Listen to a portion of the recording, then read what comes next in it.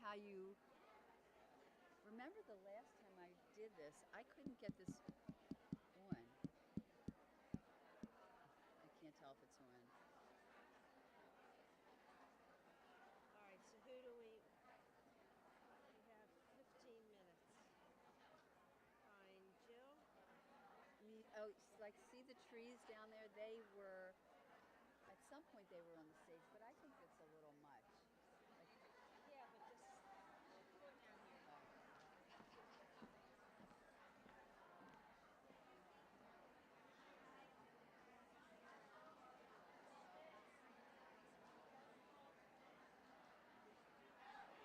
Could you make an announcement that everyone must check in first before coming into the room because people are walking in and The they door should like be. right now, you mean? yeah, because there's been people just walking in and they didn't check the table. We don't know. The doors should be wide open. So that's why people. Excuse me. I've been asked to make an announcement, just a quick announcement. Shh. Is this on? Is it on? Everyone needs to check in out in the lobby before entering the room and taking a seat. You've got to check in.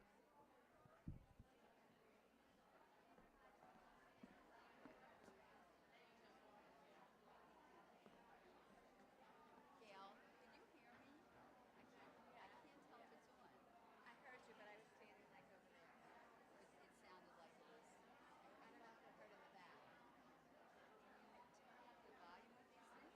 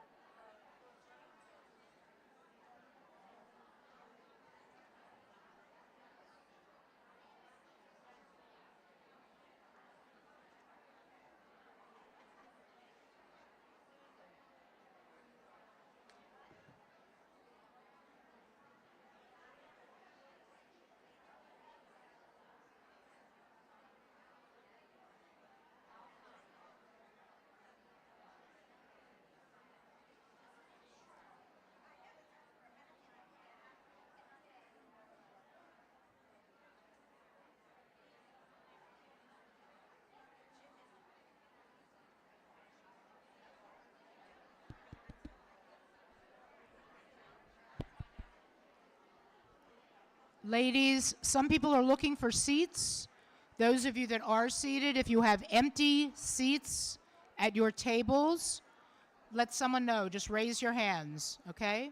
I heard there were 4 seats at table 24. I don't know if they're still there. It's too soon. Shh. We're going to start in a few moments, actually 2. So I'm going to ask you to please go to your seats. Shh. If you have seats at your table, please raise your hand because there are people looking for seats.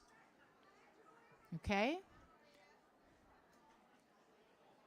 I think we have 1 seat up front here. If there's a single, there's a seat over here.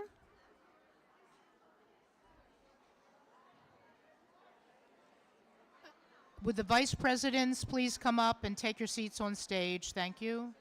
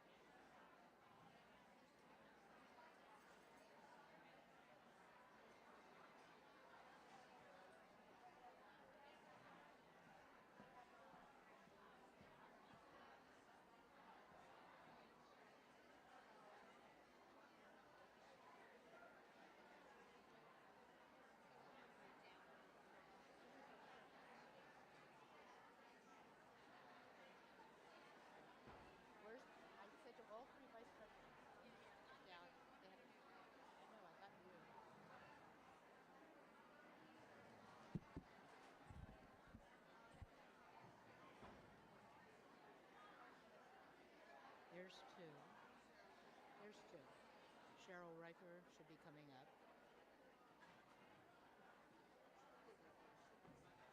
Are you redecorating?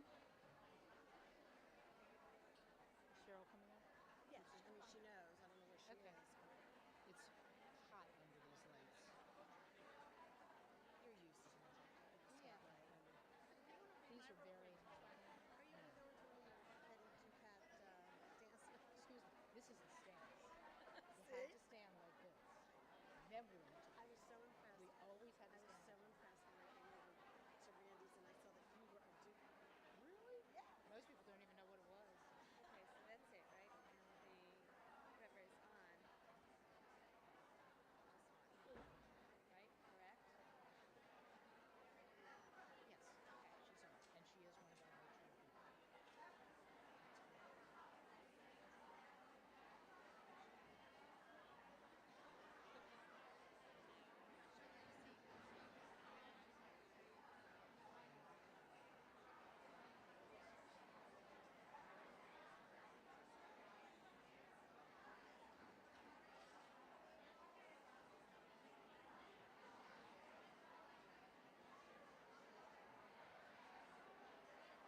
Shh. Ladies, please take your seats. We're going to get started. Shh. This mic is a little harder to get close to, so just remember to lean in. Yeah. Shh.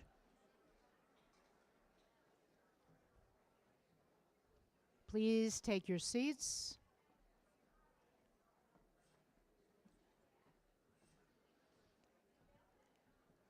Are there any tables with empty seats right now? We have people, okay, some in the back there. There's one up front, table number 8. One seat at table number 3, if you're just coming in. Number 3, 2 seats at number 3. Table number 8.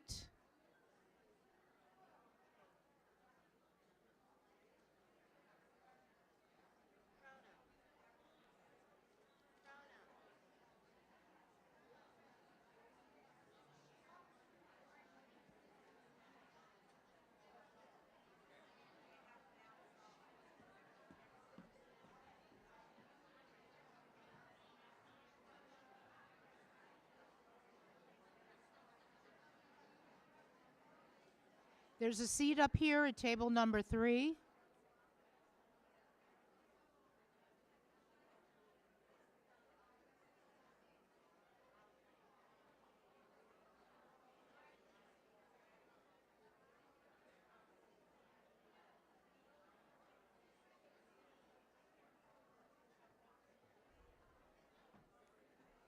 Shh. Okay, ladies, we're going to get started. I would appreciate your attention.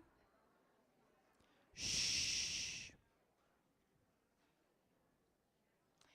This meeting is officially called to order. I am Freddie Silverman, co-president. This is Gail Glick, our other co-president. We would like to warmly welcome all of you to our second Sisterhood Luncheon program of the year. Your hands up or in back. Really, this is on. You can't hear me? Me? Can you hear me now? I will stand like this. My name is Freddie Silverman. I am one of the co-presidents. This is Gail Glick. She is the other co-president. We would like to warmly welcome you to the second Sisterhood Luncheon program of this year. As you can see, we once again have a sellout crowd. In response to suggestions from the people at the back, we will be running the business meeting from the stage so that everyone can see and hear us, hopefully. With a crowd like this, any noise can be a problem, so please, please refrain from conversations during the business meeting and, of course, during the speaker. We know you can do it because last month with Dr. Rabowski, you could hear a pin drop. So let's repeat that again, and for the business meeting as well. We have an hour for lunch, so you can talk to your heart's content for that hour. Also, we remind you to please mute or turn off your cell phones. Don't just turn down the volume, they will still ring. So if you haven't done it yet, please do so. Thanks very much. First, a few thank yous.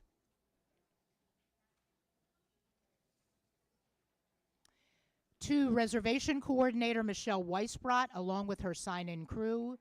Every month, Michelle does a yeoman's job managing the registrations, and as you can imagine, for this size crowd, quiet. And for the first time this month, we actually had a wait list for the luncheon. So hopefully we have accommodated everyone. To our decorations committee, headed by Ruth Green, as we grow and our attendance numbers soar, that committee's job also expands since they are responsible for the beautiful tables we are all sitting at. Thanks in advance to our food committee chair, Donna Unterman, and her committee. As you can imagine, again, it's not easy figuring out menus for 270 women, or even 5 women. We hope you enjoyed today's lunch. And if you ordered any of the delicious holiday side dishes from Sisterhood, we hope you enjoyed those as well. Our program committee, headed by Dale Kahn and Robin Kleiman, is responsible for drawing this huge crowd. We have the best programs in town. And today, we have an incomparable speaker lineup for the whole year, and especially today. The proof is all around you. Our member outreach chair is Patty Levin, who continues to do a wonderful job of greeting, and providing an orientation for many of our new members. We'd like to warmly welcome all the new members who are at the luncheon today. If you see someone wearing a flower, are you wearing flowers today? Yes? There's one right here. Please take an opportunity to introduce yourself. We also have name tags outside. I know not everyone chose to fill them out, but it's a great way to meet people, and especially if you can't remember people's names. It would be nice if everybody had on a name tag. So please take the opportunity to introduce yourselves and welcome the new members and everyone else to Sisterhood. The Judaica shop is bustling and has beautiful merchandise. For your convenience, the shop is always open before our meeting starts. It will also stay open today until 2 p.m. or until the last buyer is done. Please stop in, look around, and if you don't have to buy a gift for someone else, buy one for yourself. Okay. One of our biggest annual fundraisers is Unique Boutique. I don't know if all of you have been there, but it's fantastic. It's held in April. This year it's on April 27th and 28th. We have 2 requests. First, if you go to any craft fairs and see a vendor you think would be great for our boutique, let us know. Second, our auction chair is Anita Sherman. She's added a new feature to the auction this year. We're hoping that some of our members have vacation homes, condos, timeshares, properties somewhere, and are willing to offer time at those lovely places as an auction prize to bid on. If that's you, or if you know someone outside of Sisterhood who would consider donating a trip or time at those places, please let us know.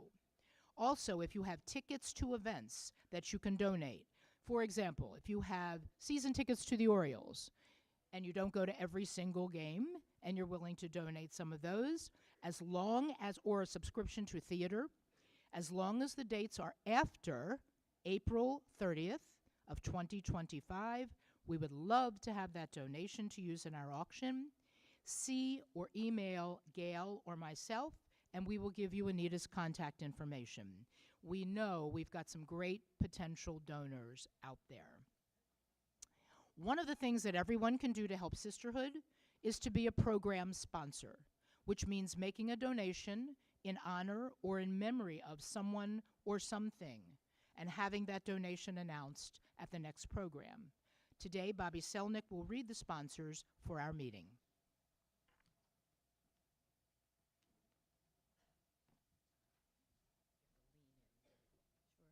Thank you for that commercial, Freddie. Closer. Can you hear me now? I think it's like you almost put your face in the microphone here. All right. So, all right, the first sponsor, can you hear me in the back now? It helps if the people in the back are not talking as much because then it's easier to hear. But anyhow, the first one is from Michelle Weisbrot, and it's in honor of the birth of her grandson, Aiden Ellis Weisbrot. And I think Michelle is over there somewhere. Can't find her. And the second one is from Gail Glick, and this is to Michelle Weisbrot. And this is in honor of your new grandson. So there's 2 sponsorships in honor of that. Next one is from Gail Glick, and it's to Jane Sachs. I saw Jane Sachs. There you are. In memory of your beloved Roxy and in honor of your new puppy Teddy. So that's a good one, a mixed one. Roz Kerman is wishing Sisterhood members a happy and healthy new year. And the next one, I'm going to read the card that came along with this sponsorship. This is from Renee King, and this is for Eva Savan. Eva Savan, where's Eva? Eva. Okay, it's Eva's birthday today. That's why I was looking for Eva. So happy birthday to Eva. And the card reads, and it's a great message for us to think about. Birthdays come and go, and with it is the job of friends to call attention to the day and help their friend to celebrate. So, special wishes to Eva Savan today, her birthday. May you continue to teach others how to mediate, and may the years come to be filled with good health, wonderful friendships, and peace in your second home, Israel. So, happy birthday again to Eva, and thank you to everybody who supports the sponsorships.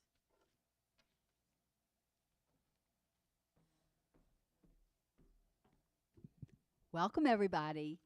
My name is Robin Kleiman, and I am a co-chair of the trip committee. They're letting me go first to plug our next trip. And I'm going to give you an overview of the trip committee. This is your Sisterhood trip committee, and we have been very hard at work coming up with a great variety of day trips. Our first trip was a few weeks ago, and despite less than perfect weather, we all enjoyed a historic walking tour of Georgetown, a delicious lunch at the Washington Harbor, and a fascinating tour of the National Cathedral. It was a great day. Jumping for a minute to November, we have a trip to see the Alicia Keys musical, Hell's Kitchen, in New York City. This trip is actually sold out, but if you are interested, really get on the waiting list. You can see me, my information is on the Bethel Sisterhood website. We've actually already replaced 2 people who had to cancel from our waiting list. So it really works. We end up going through it. Today, what I want to do is focus on our next trip. It's only 2 weeks away. It's on October the 28th, and registration is opened and available to everyone. You don't even have to be a Sisterhood member, so you can bring a friend. We'll be spending a fall day wandering around the famous Grounds for Sculpture in New Jersey.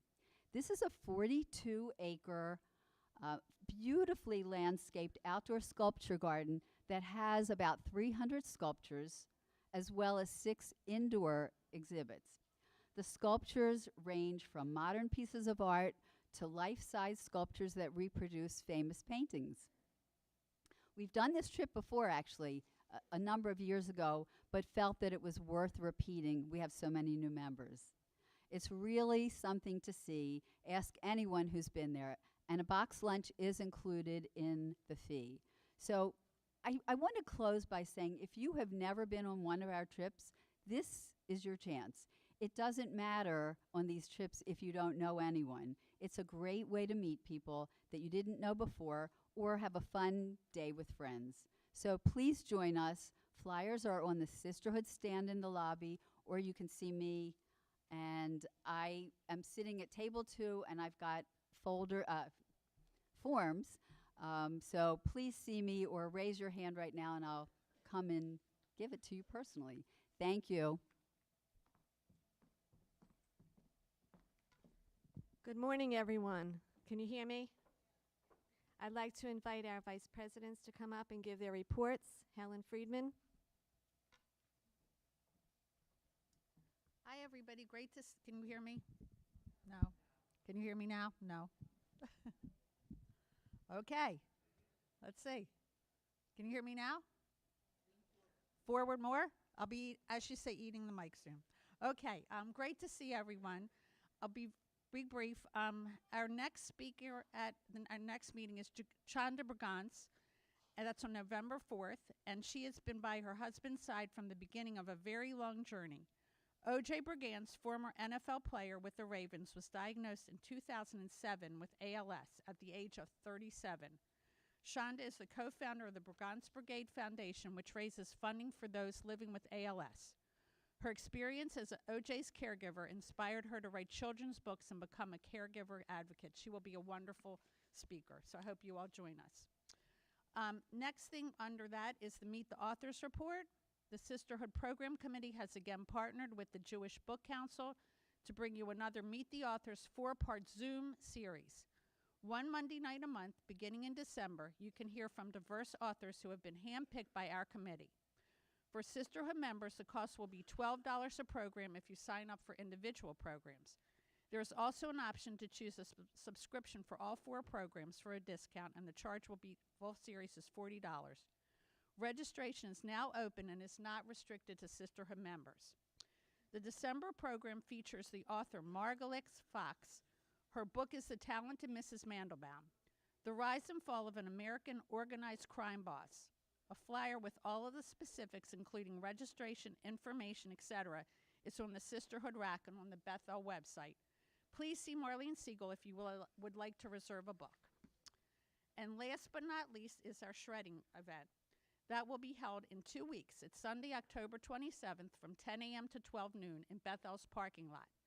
Please come and tell your friends to bring personal documents, files, and papers to be shredded.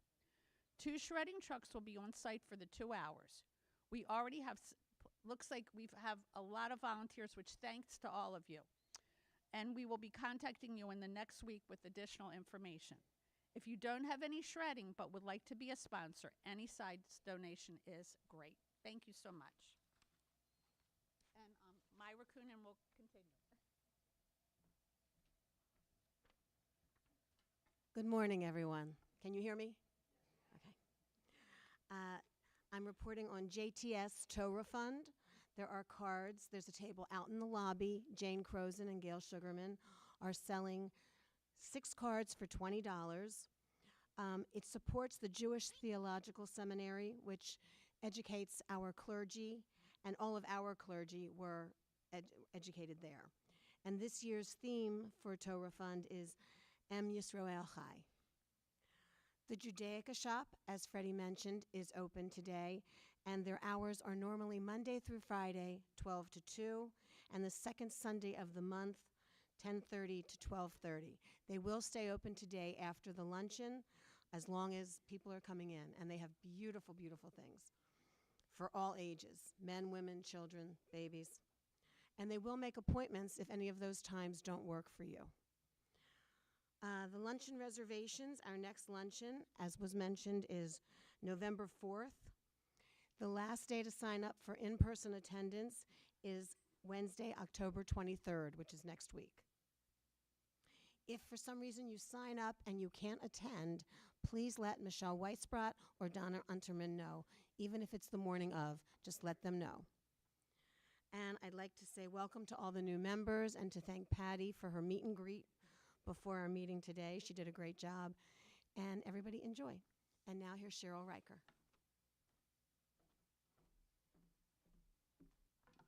Hi, everybody. Nice to see you all.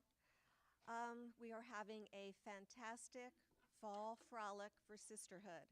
We've got so many events, and here are a couple more for you to think about. Readers in the room.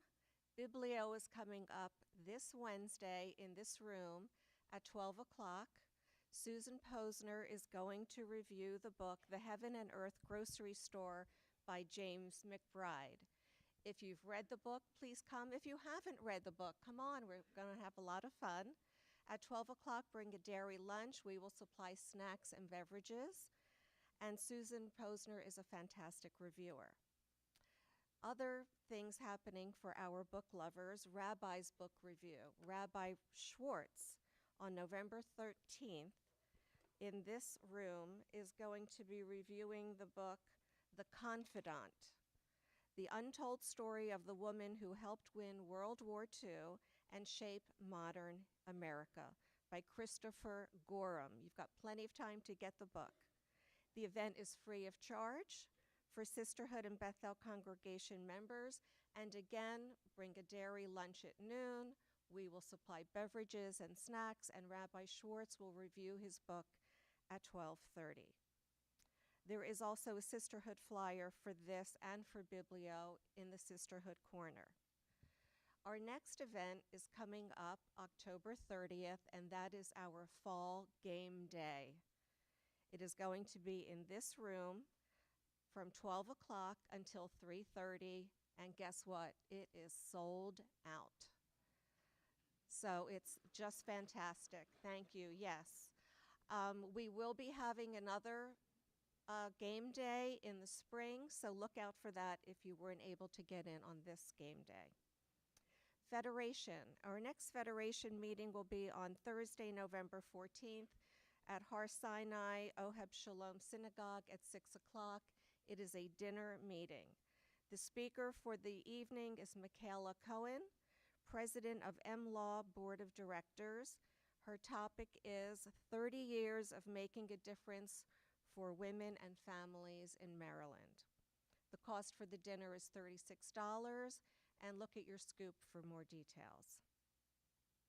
We are looking for a volunteer or volunteers for the Agus Library, and if you are interested, please see Marlene Siegel at table 7. We send caring cards to any Sisterhood member who is ill, in recovery, or celebrating a mitzvah.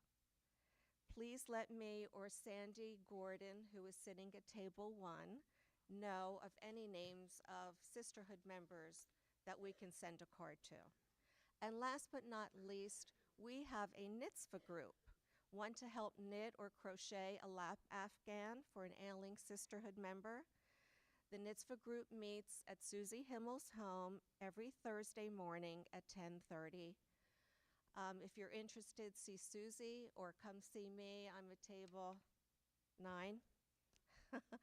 Any donations of yarn, wrapping paper, or note cards are really appreciated, and you can just drop them off in the Bethel main office. Thanks so much.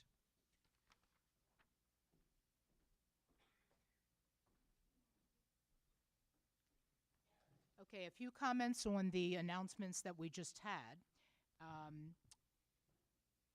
You heard about our next meeting, which will be terrific, with Chandra Brigance. The deadline to sign up in person, as Myra said, is Wednesday, October 23rd. However, keep in mind that that does not guarantee you a seat. We can sell out before then, which is what happened with this luncheon, and that's why we had a waiting list. So if you are planning to come to that luncheon and you don't have a subscription, then I would advise you to sign up for it as soon as possible. Don't wait until the deadline. You heard about our Biblio program and, of course, the shredding event, which is a very important fundraiser for us, Sunday, October the 27th. This is a reminder from our Women's Issues Chairman, Sheila Derman, who said, "This is a reminder from Queen Esther. Remember," who is her idol, or a model for all of us, I should say. "Remember to vote not just for the candidate of your choice, but for the down ballot questions, especially, yes, for question 1. Any questions about down ballot issues, please contact Sheila Derman." It's important, obviously, with the upcoming election, that all of us vote. Remember that we sell contribution cards and our cookbook. Today it was outside of the outfit. Before every meeting, they will also be on sale after the meeting, as the table right outside this door. You can also buy contribution cards in between meetings at the office, and you can buy cookbooks at the Judaica shop for cash or check. Any checks that you submit should be made out to Bethel Sisterhood, not Bethel Congregation. Those are two different accounts. Our raffle drawing that some of you bought tickets for, and we will continue to sell those tickets at lunch for door prizes, will be held at the conclusion of the program. What is that sound? What is it?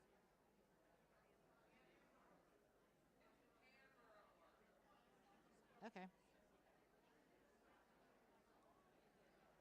Okay. Shh. That was a nice little break.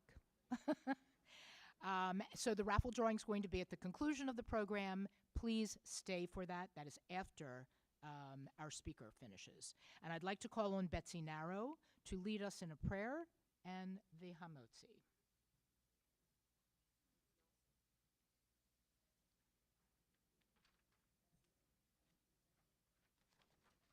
Can you all hear me? Can you hear me now? Okay, can I see what I'm reading? Yeah, no. I wish all of us a better year. The swift return of the hostages, the end of hostilities, healing for the wounded in body and soul, comfort to the many mourners, and the strength needed to rebuild our ailing Israel. Of course, we are also thinking of those affected by Helene and Milton. So I would like to share a prayer entitled, In Our Hearts. We pray for those who have been devastated by recent natural disasters. We remember those who have lost their lives so suddenly. We hold in our hearts the families forever changed by grief and loss. Bring them consolation and comfort. Surround them with our prayers for strength. Bless those who have survived and heal their memories of trauma and devastation. May they have the courage to face the long road ahead of rebuilding. We ask your blessing on all those who have lost their homes, their livelihoods, their security, and their hope. Bless the work of relief agencies and those providing emergency assistance. Help us to respond with generosity in prayer, in assistance, and aid to the best of our abilities. Keep our hearts focused on the needs of those affected, even after the crisis is over. And let us say, Amen. And if everybody would take a piece of challah, which is in the middle of your table, and it'll take me as long to open it as you.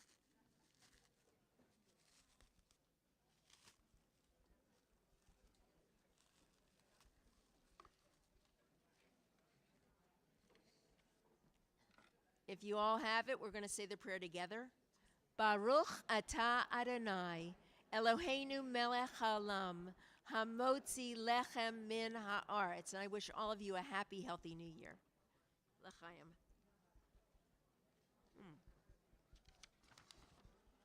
Thank you, Betsy. Pass around the rolls so everyone can take a bite. And it is now time for lunch.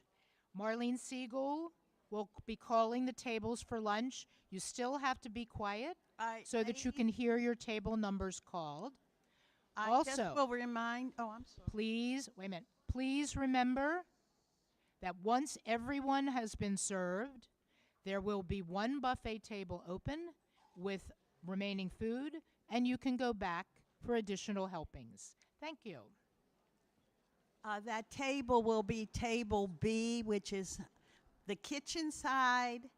Just so you remember, ladies, we have a lot of people, and we would like to be able to serve quickly. So would you please follow the rules of when I call your number, go to the table that I designate, so that because it is divided so that it moves quickly. If you go to the wrong table, then it makes people lose time to get their lunch. This is the window side. This is the kitchen side. And A and B is on the kitchen side, and tables C and D are on the window side. So if you will listen closely, the first one, table 2 to the kitchen side, A, and table 27 to the kitchen side, B. While you're talking, would you please lower your voices so that people can hear the numbers? Window side, table 3 to C, and table 26 to D.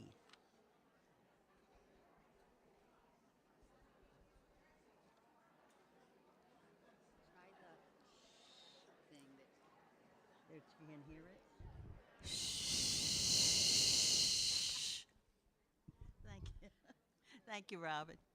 All right, I've called, but I don't see people at the tables. Please, I've called 2 tables for both sides, and you should be at the tables by this time. So 2 went to A, and 27 went to B on the kitchen side. So table 2, A is empty. Let's get moving, please.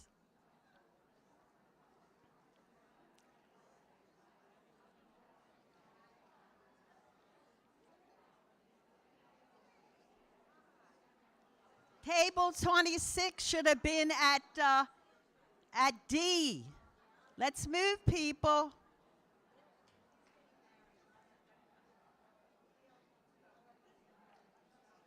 Table 1, go to A on the kitchen side.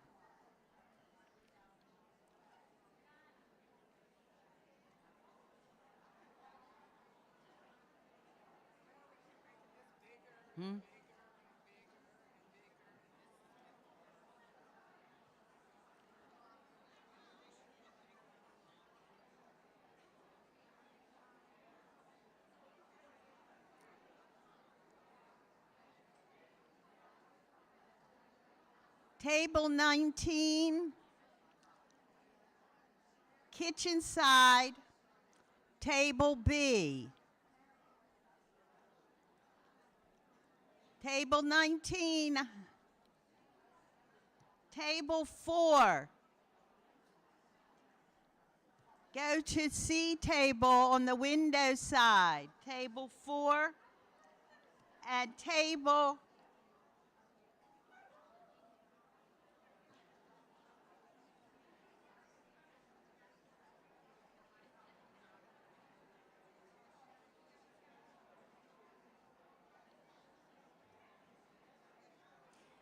Ladies, would you please not have conversations at the tables as you're getting the food?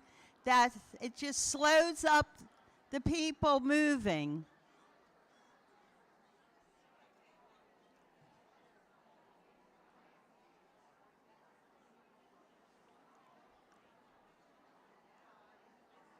Table 25, window side, table D.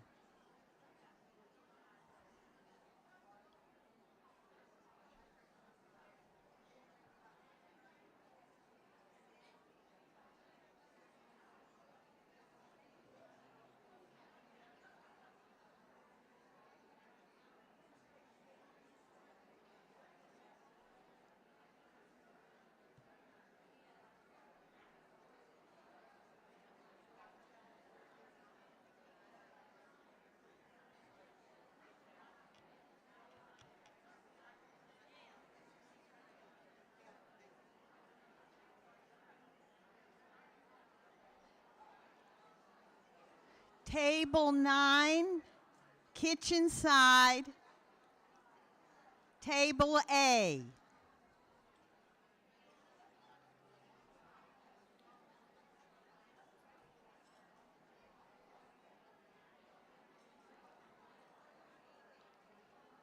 Table 21, table B on the kitchen side.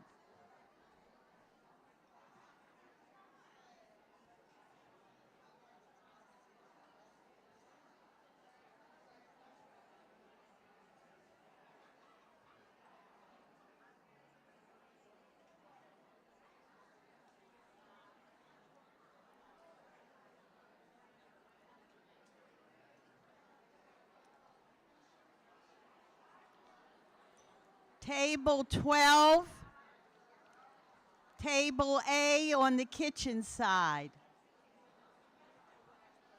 Table 12.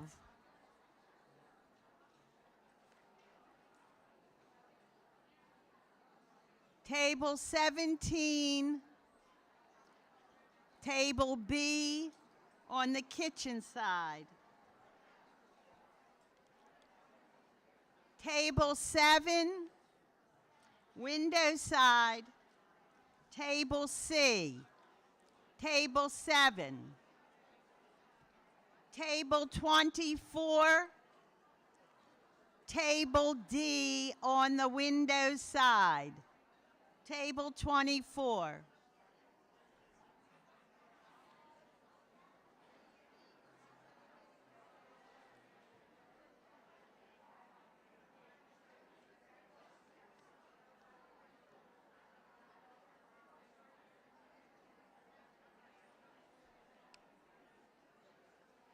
Table 6 on the window side. Table C.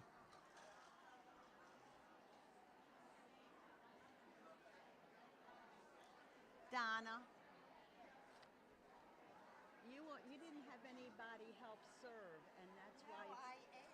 I asked Lindsay. He didn't want me to. Well, look how slow it is.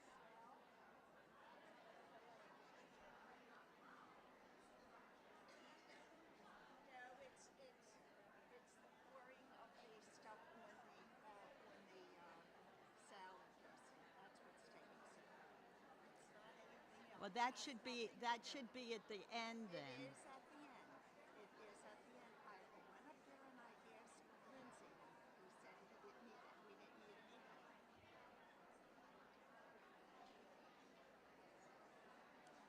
Table 15 on the window side, table D.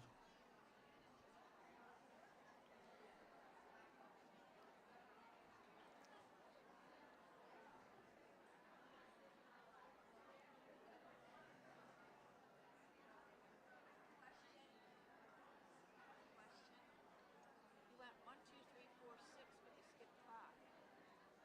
I have it down. 5 is here. In other words, we go front, back, front, back. But we went 1, 2, 3, Eh, 4, and 6. Oh, okay.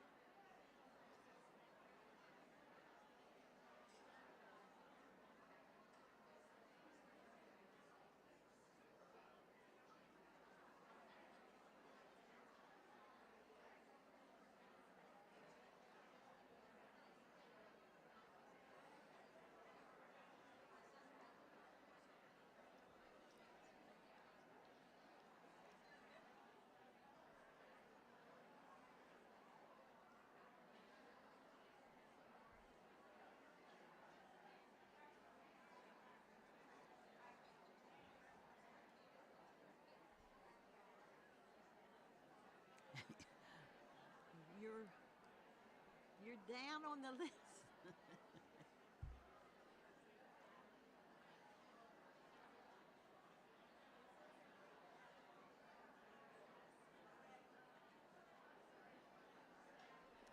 Table 11, kitchen side, table A. Table 11, kitchen side, table A.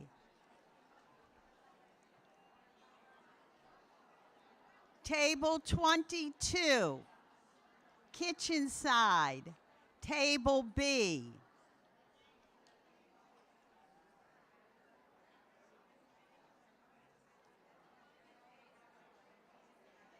Table 11, you've been called.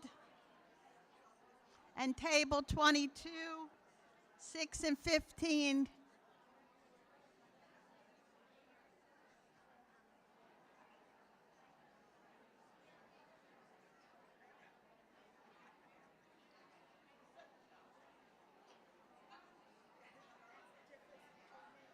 Table 5, window side,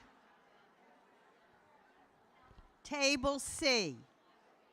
Table 5, window side, table C.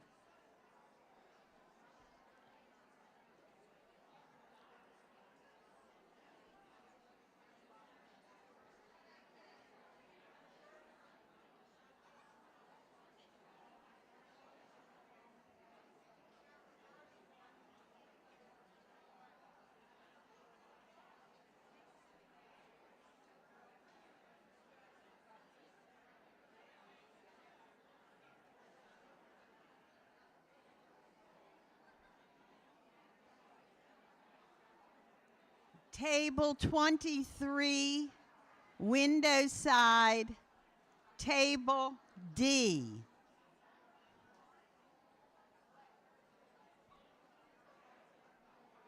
Table 10,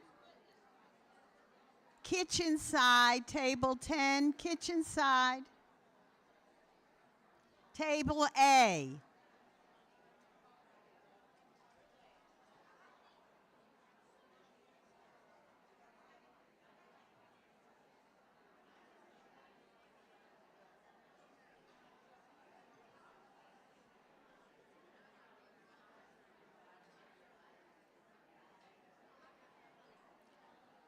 Table 13, window side. Table C.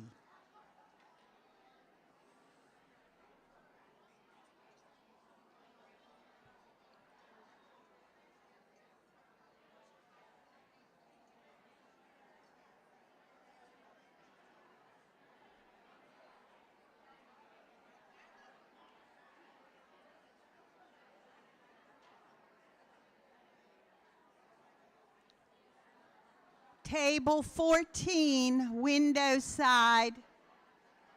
Table C.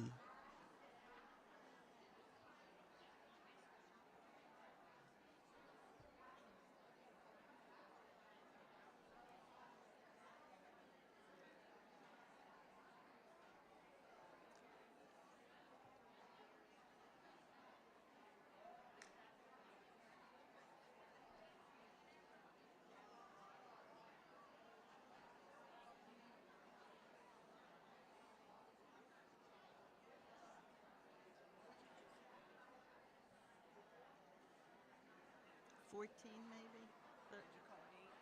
No. Have you called table 8 yet? Nope. They can't hear. Okay. Right here, but Well, they haven't been called.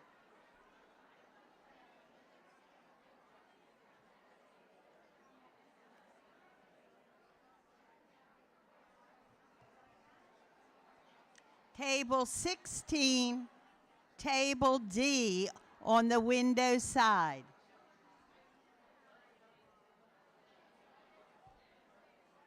I don't know what time. I just got here. I came from a doctor's office. I signed up for the luncheon and I signed up, for the speaker. Where are you sitting? I don't know. I mean, can't everybody just fix a table? Yeah, you just go to a table. Oh, you just go to a table. Yeah. 'Cause you were Is there any table that has an open seat? Is there a table that has an open seat? Here, go to 8. Thank you.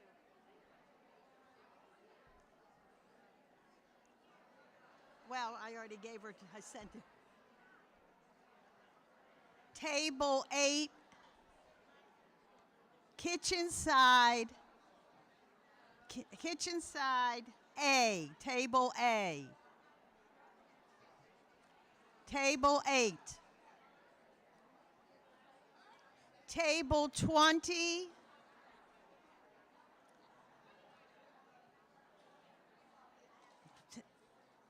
Kitchen side, table B. Table 15 has an extra ones. 15 was called long ago. Yeah, but they have an open seat. Oh, well, I already filled it. Thank you.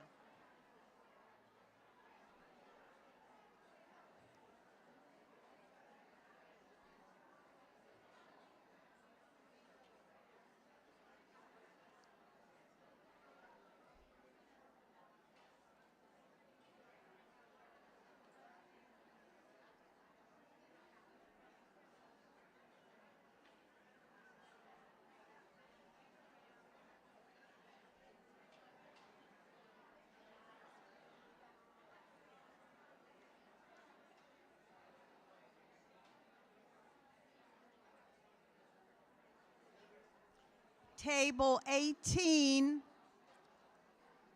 kitchen side, table B.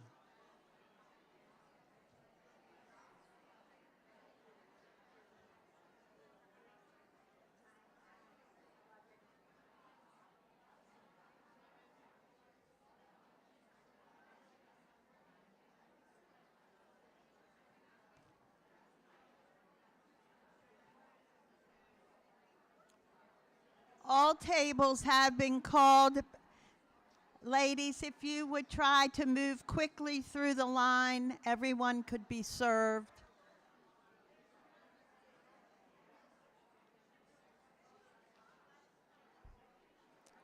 Remember, if you want seconds, you will go to table B on the kitchen side.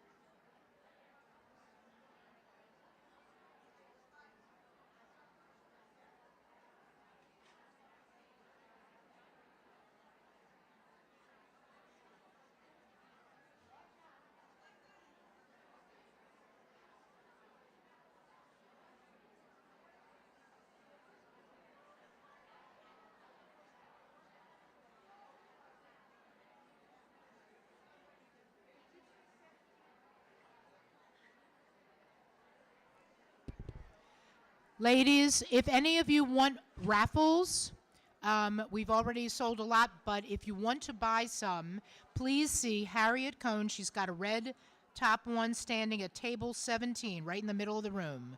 Please go to see her to buy your raffles. 3 for $5 or 1 for 3. Table 17, see Harriet Cohn if you want raffles.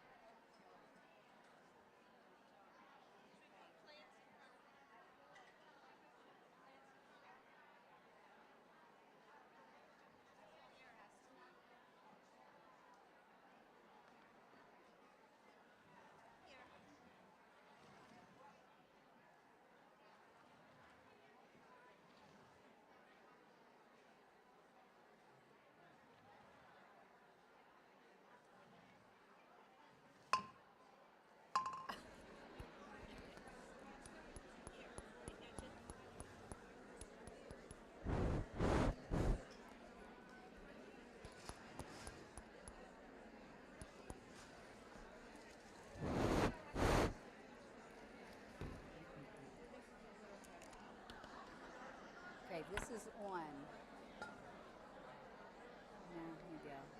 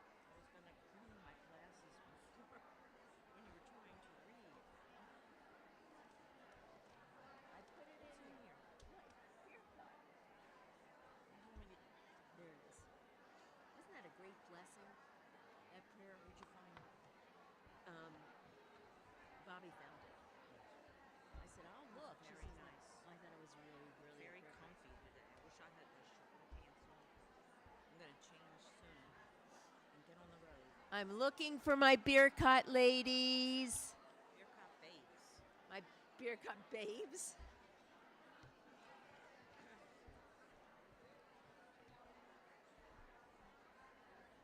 You all know that when you see us up here, we're going to lead the beer cut. So finish up whatever you need to. You can continue it after we're done.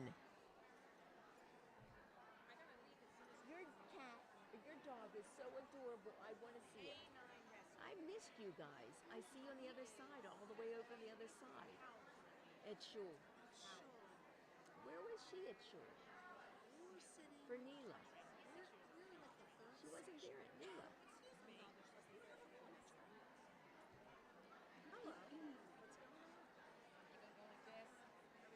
Should I have all of you lead it instead of me? No.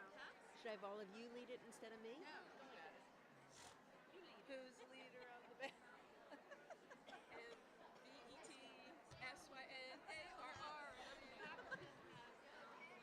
This is what we're working with. It's in the center of your table. Some of you may not know, but this is the blessing after the meal.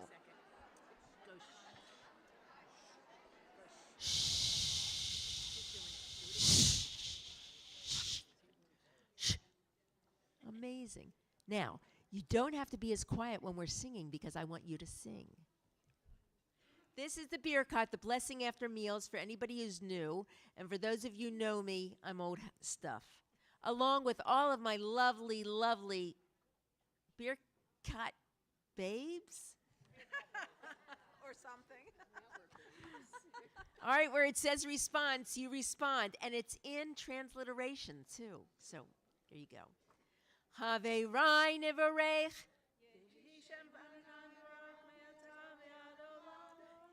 Yehi Shem Adonai mevarach mi'ata v'ad olam. Bershut Chaverai nevarech Eloheinu shelchanu mishalo.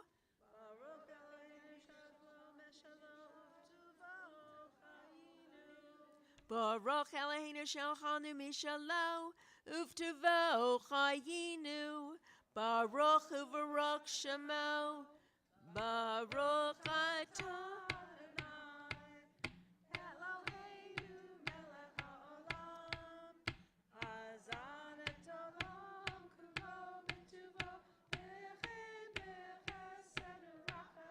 Rachamim.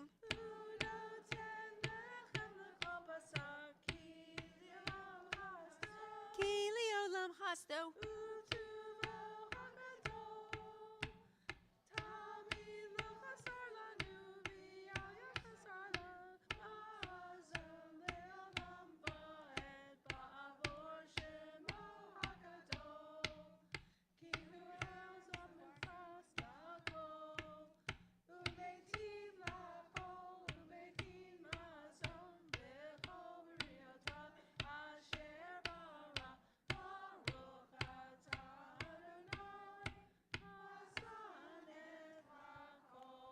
All right, we're going to do the first part. You do the response. In English. Praise be God, of whose bounty we have partaken, and through whose goodness we live. By your grace and loving kindness, O Lord, you nourish and sustain us. Praised are you, our God, who provides food for all. We thank you for our liberation from bondage and our heritage of freedom. We are grateful for your gift of Torah, enriching the minds and souls of our people. Remember in mercy, O Lord, your people Israel and Jerusalem, your city. Adonai, our God, bless all assembled at these tables. Amen. Bless all who are rebuilding Zion, so that your word may again go forth from Jerusalem. Amen. Bless all who help to bring forth justice and peace to the world. Amen. Kakatu v'achalta v'savata uvarakta et Adonai Elohecha ha'aretz hatova asher natan lach baruch ata Adonai ha'aretz v'al hamazon uvenei Yerushalayim ir hakodesh bimheira v'yameinu. Bimheira v'yameinu. Repeat. Uvenei Yerushalayim Ir HaKodesh bimheira v'yameinu. Baruch atah Adonai, boneh v'rachamav, Yerushalayim, Amen. Baruch atah Adonai, Eloheinu melech ha'olam, ha'el avinu malkeinu, adireinu boreinu, go'aleinu yotzreinu, kadoshenu kadosh Yaakov, ro'enu ro'e Yisrael, ha'melech ha'tov ha'metiv lakol, shebachol yom ve'yom, hu hativ, hu metiv, hu yetiv lanu. Everyone on the back page. Oh, says shalom v'romav, hu ya'aseh shalom, aleinu v'al kol Yisrael v'imaru, amen. Adonai oz li'amo yitain, Adonai yivarech et amo v'shalom. Where it says all, everybody say it because it means you've said the entire grace. May God give strength to our people and bless us all with peace. And to that we say, Amen. Yashikochechechecha. Very good. Thank you, guys. This is better and better.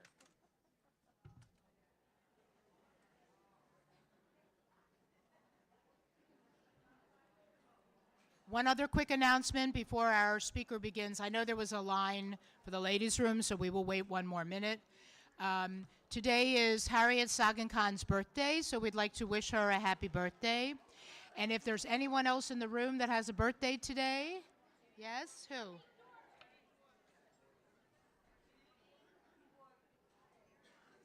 Judy Dworkin's birthday is today. We won't ask how old anybody is. That's great that we're all celebrating birthdays. Mazel tov. And Dale and Robin will be the next up to introduce the speaker when we're ready to begin.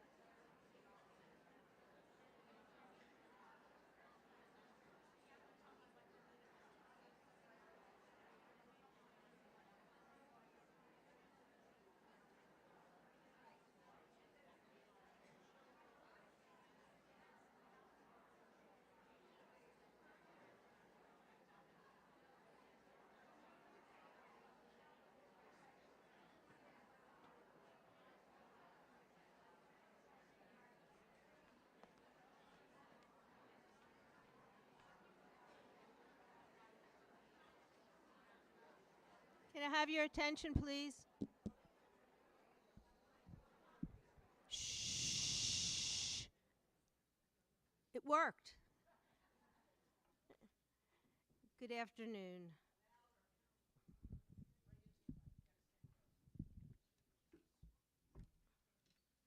Good afternoon. In 1997, Dr. Thomas Scalia became the physician-in-chief of the University of Maryland R. Adams Cowley Shock Trauma Center.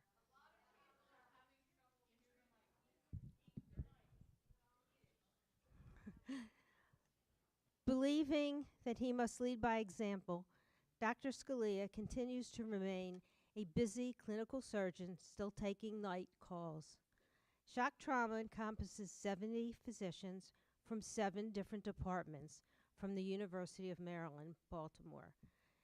The nearly 100-bed trauma hospital employs over 300 nurses and a total staff of approximately 450 people. As physician-in-chief, Dr. Scalia is responsible for clinical care in all medical functions of shock trauma. When Dr. Scalia arrived, the Shock Trauma Center admitted approximately 5,800 patients. This year, shock trauma will admit over 7,700 patients. Dr. Scalia established a GO team, a rapid response team consisting of an anesthesiologist, a surgeon, a critical care medicine specialist, and a certified registered nurse anesthetist. This team is available 7 days a week, 24 hours a day. When dispatched, the GO team serves as a specialized component of Maryland's statewide emergency system.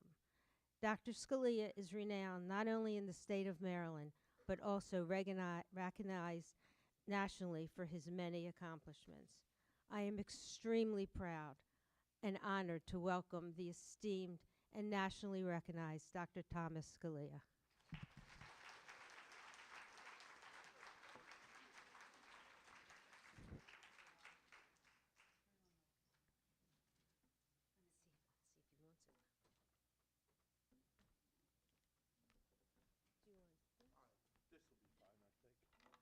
Speak loud. I'll talk loud. Thank you. I'm a little overwhelmed.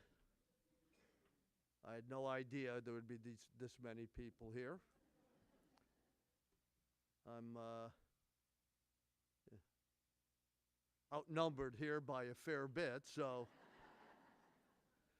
I'm delighted to be able to come out and spend some time.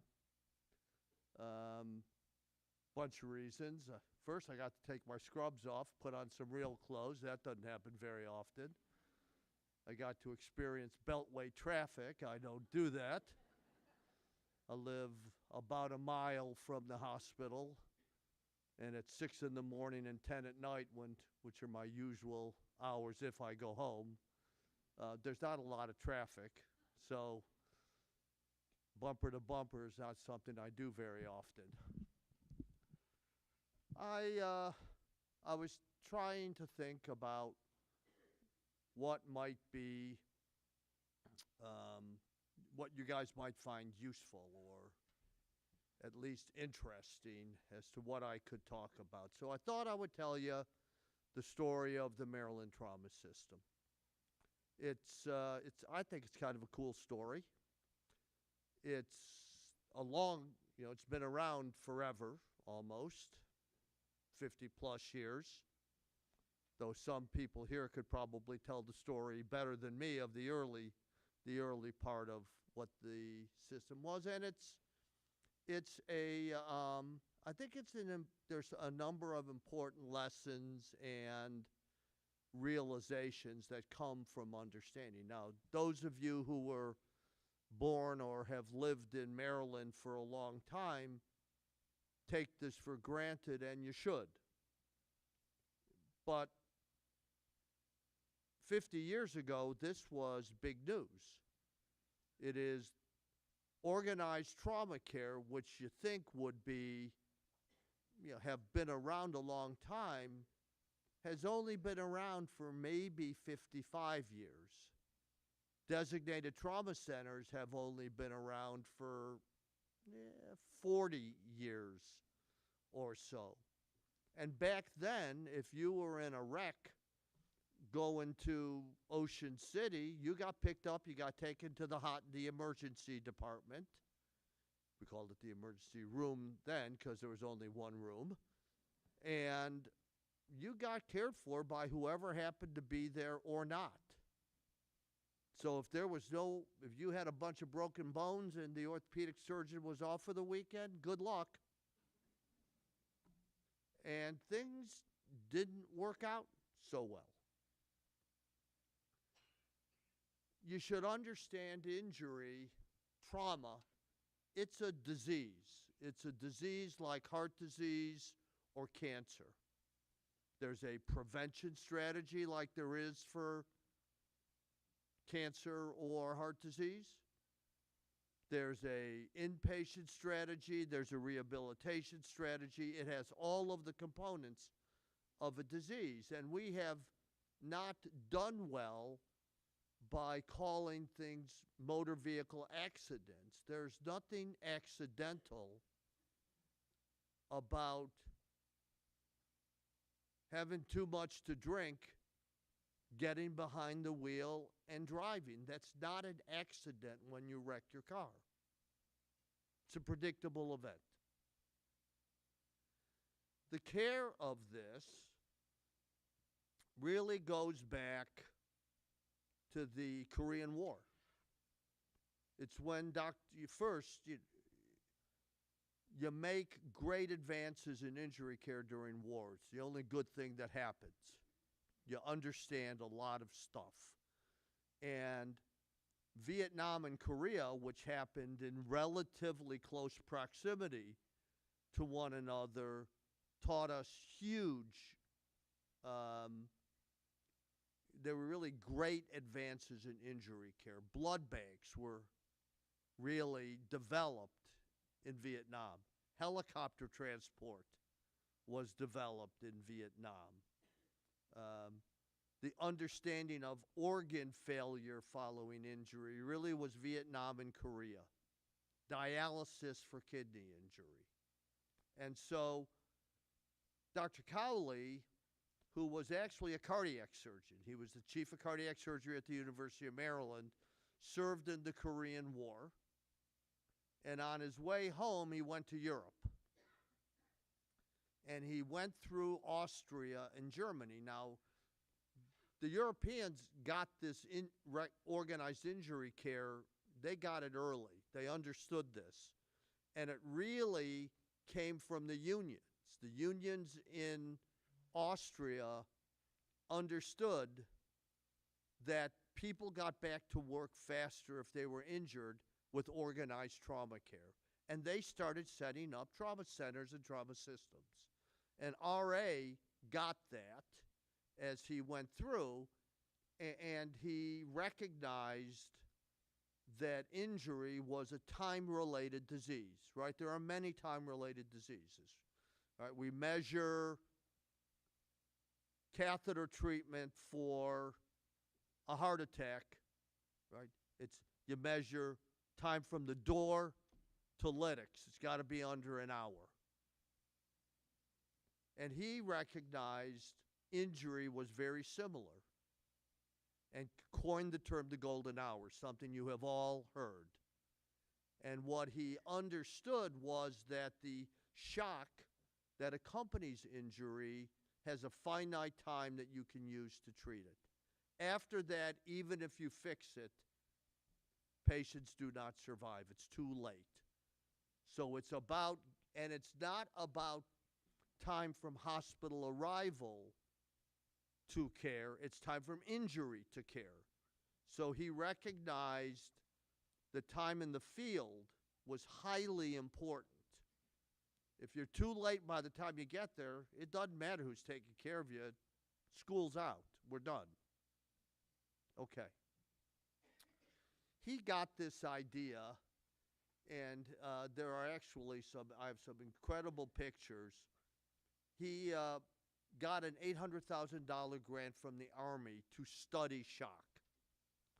And he got a little room down in the basement of the University of Maryland Hospital. It had 4 beds in it.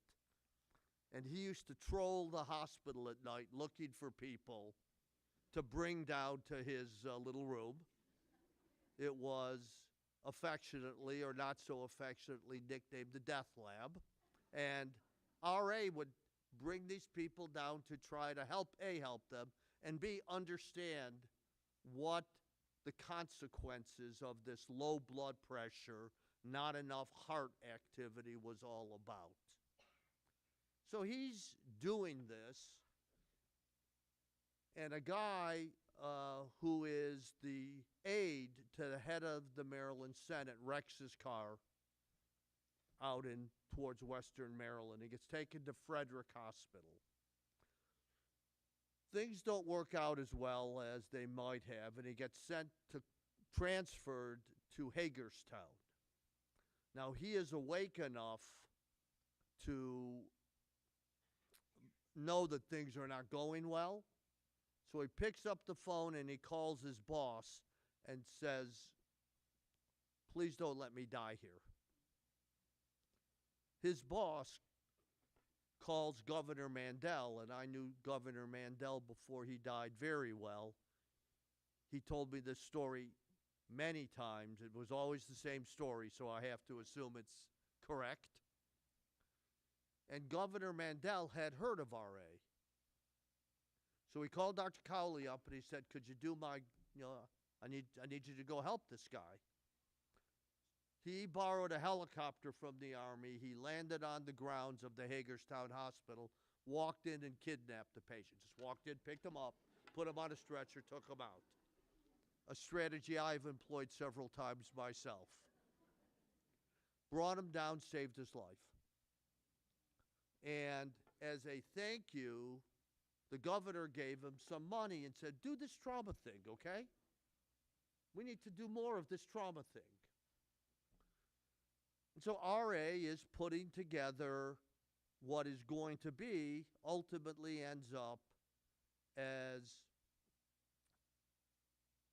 really the first organized trauma care that exists in the United States. Now, none of you are in academic medicine. Right. Dutch Rupersberger would always say the politics in politics pale compared to the politics in academic medicine, and that is exactly correct.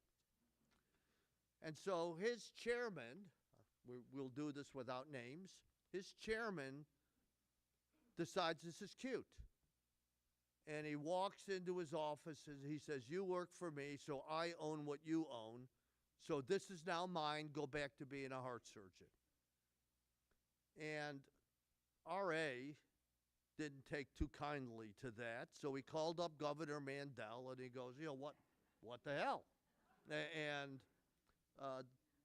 so the governor calls the dean, from whom I have heard this story, Jack Moxley, and the chair, and invites them down to Annapolis the next day. Keeps them waiting several hours, opens the door, out walks him with Dr. Cowley, and he says, tell me about this trauma thing. And the chairman says, maybe it's a good idea, but it has to be in a department of surgery. It'll never work unless it's in an academic department of surgery. And by the way, it'll be too expensive. And Governor Mandel doesn't blink. He goes, why is it always about the money? Something I have said about 1,000 times since. How much is a life worth? And he reaches across his desk. He pulls out the gubernatorial proclamation, signs it, and creates the Maryland Trauma System. Pretty cool. Pretty far thinking. Dr. Cowley was so angry with the University of Maryland people, he never would speak to them again.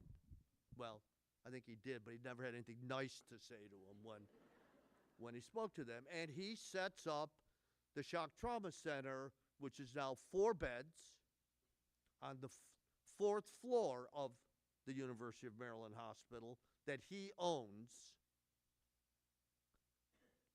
It's bed 10. We still use the room. And goes into the trauma business. And the word starts getting out. Now, those of you that knew RA would probably agree with the statement that he wasn't always the easiest person to get along with.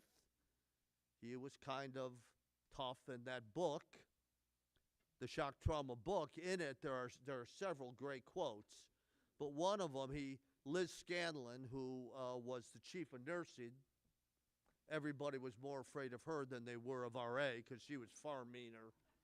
They would communicate with each other by screaming. That's how they had conversations.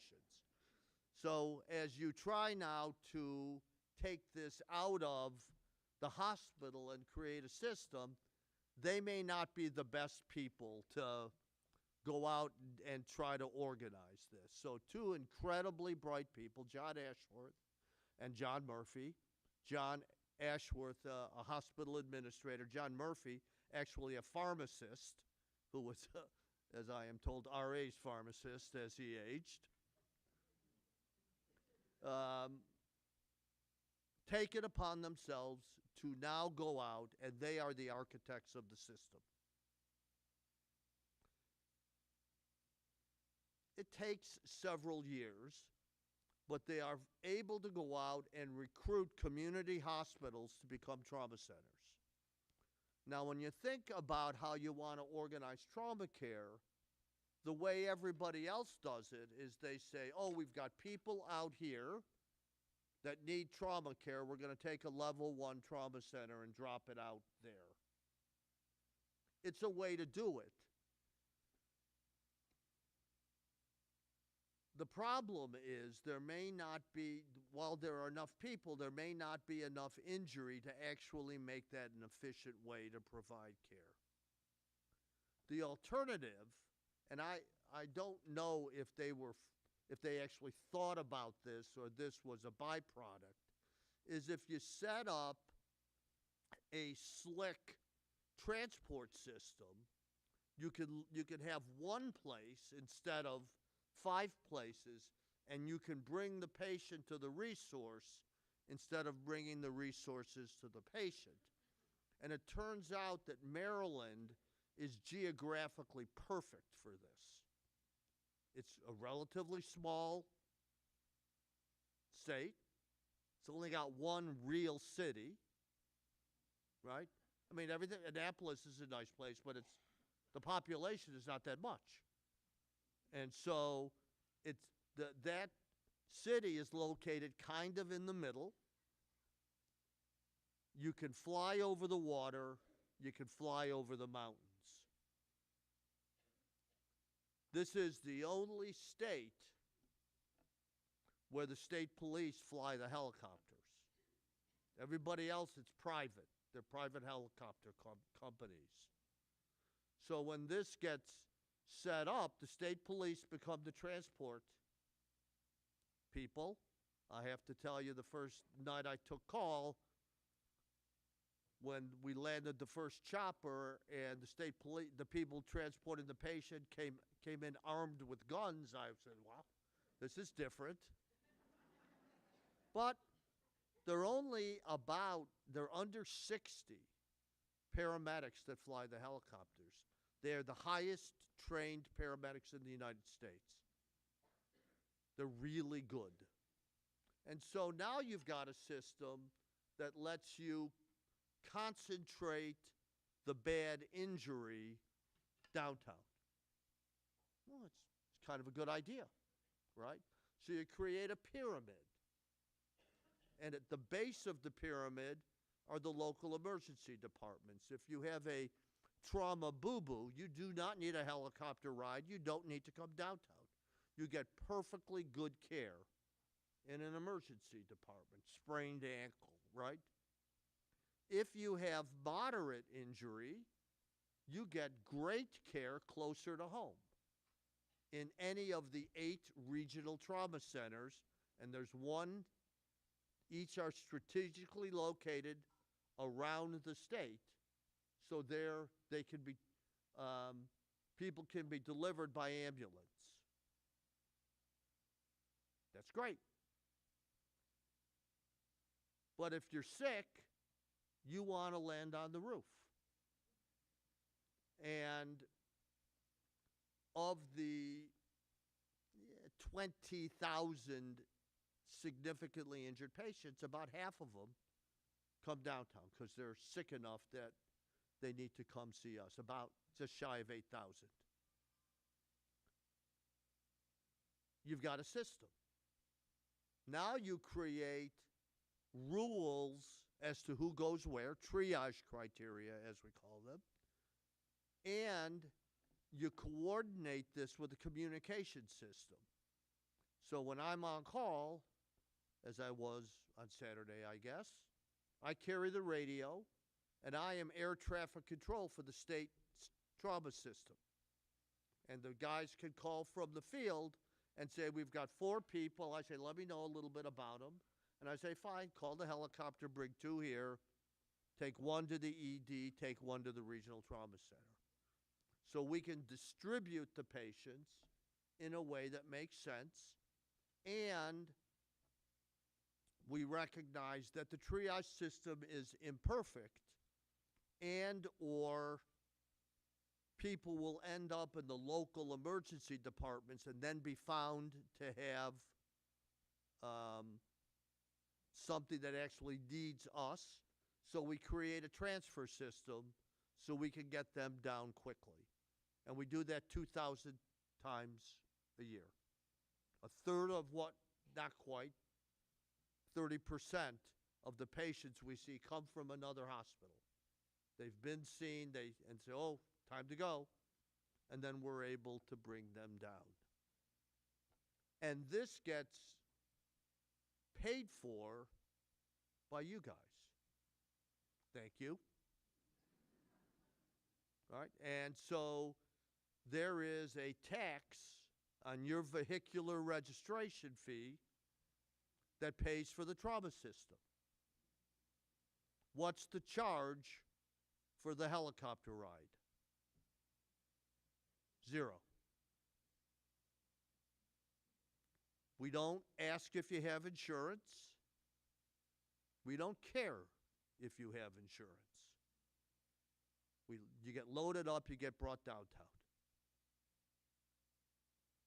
If you're in another state, that's $5,000, maybe more, that you get billed for the helicopter. If you have insurance, that's good. If you don't, it's not so good. This allows us to create a system where the bad injury gets cared for in one place, right? 4 beds became 10 beds. 10 beds became 90 beds. And when we built the new building, it's now 160 beds. It's a big place. But our goal always has been to never say no. All right? What do we see? We see 7,500, 7,800 patients a year. Survival rate, 98%.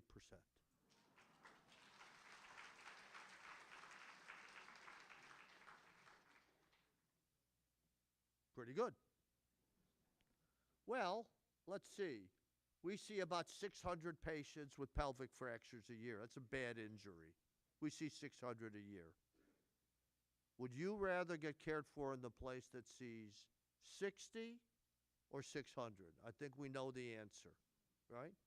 We see about 300 bad brain injuries a year, 1 a day. You want to go to the place that sees 40 or the place that sees 300? I think we could just keep going with this. And the ability to get care in a tiered system, but the highest level care with rapid access is associated with better survival. And it's not so much the specific injury you have, right? So we looked at this with national data. If you have a brain injury and a femur fracture, your survival gets better when you get to a hospital that sees 800 badly injured patients. Not 800 patients with a brain injury and femur fracture, just 800 patients with bad injury. It's the rehearsal, right? It's the repetition that allows you to do well. The same thing is true with a gunshot wound to the abdomen and low blood pressure. That number is about 400. But it's not 400 gunshot wounds to the abdomen with low blood pressure. It's 400 badly injured patients. Because if you just do it and do it and do it, you get better at it. than if you do it. And I am convinced that the dedication of the people that work in the building is hugely important, right? You go to an emergency department with injury, and this is true of every other hospital in the state, you get cared for in the ED. I mean, it's okay, right? That's why it says emergency on the front of the door. But they take care of all emergencies. They don't take care of just injury. So before you got there, they took care of a heart attack, or they took care of somebody with abdominal pain. All we do is injury. So our nurses are not emergency department nurses. They're trauma resuscitation unit nurses. Our ICU nurses are not ICU nurses. They're even more specialized than trauma ICU. We have a neurotrauma unit where the brain injured patients go. That's all they do is neurologic injury. We have a multi-trauma unit. That's all they do is multiply injured patients. 365 days, 7 days. I mean, a year. It's 24 hours in those days. And the sensitivity you pick up when that's all you do allows you, I think, to pick up more subtle changes earlier. So we are able to diagnose and treat before there is a problem, not after there is a problem. And it is, it's associated with better outcomes. It's why it's 98% instead of 90%. And when we look at our outcomes versus our peers, I'm not sure who they are, but some agency has decided who our peers are. Our survival observed to expected is 0.6 mortality. That means 40% of patients that die other places don't die at our shop. And so I'm going to take that as a good thing. And I'd love to get it lower, but you know, there are some people come in and there's just little that we could do. It's just too late. What does that do? Well, first, it allows us to attract a group of nurses and doctors and everybody's that want to wear pink scrubs, that want to be in that environment, that aren't put off by tragedy. That's what we do, right? Every day is unscheduled tragedy. Nobody gets up and says, today's the day I'm going to get hit by a bus, right? This is always unexpected. And it takes a certain person to be able to deal with what's in front of them and the families and all the rest of it. But it allows us to innovate, because we will see things and we'll say, I wonder if we could do that better. How can we test this? What can we do to study this problem and improve on the way we care for patients with this? Now, if you only see one a year, that doesn't occur to you. But if you see a dozen a year, one a month, you go, we ought to be able to do this better. And we have made remarkable advances in the care of the injured patient. We have now pioneered what is catheter therapy. So in the old days, you would come in and somebody, if we were worried about an abdominal injury, somebody would stick a needle in your belly, and if you had blood, then you got an operation. We opened you up, we took a look, and we fixed. We first described the use of ultrasound, non-invasive way to diagnose injury. And if you have an injury, we can characterize it with a CT scan. And just before I left, helped one of my faculty members make a decision. There's this kid with a significant splenic injury. Normally, that would be treated with a open up, take the spleen out. We are now able to put a catheter in and stop the bleeding with a coil instead of an operation. So instead of a big cut, you get a needle stick. Instead of being in the hospital 14 days, you're in the hospital 3 days. Our success rate with that is about 96, 97%. So, revolutionary advance in the care, and better for us, better for the patient, just better, better, better. Cheaper, all of that. And the success rate is really quite high. We have begun treating injuries to the aorta, the biggest blood vessel in the body. Instead of with opening your chest and putting in a graft, putting a slinky in on the inside to repair the injury. Highly statistically significant increase in survival. Highly. When we studied it, the mortality went from 30% to 6%. A lot better. Okay. Again, if you see 20 of these a year, you get pretty good at this as opposed to if you see 2. And now almost everybody comes to us if you have that injury.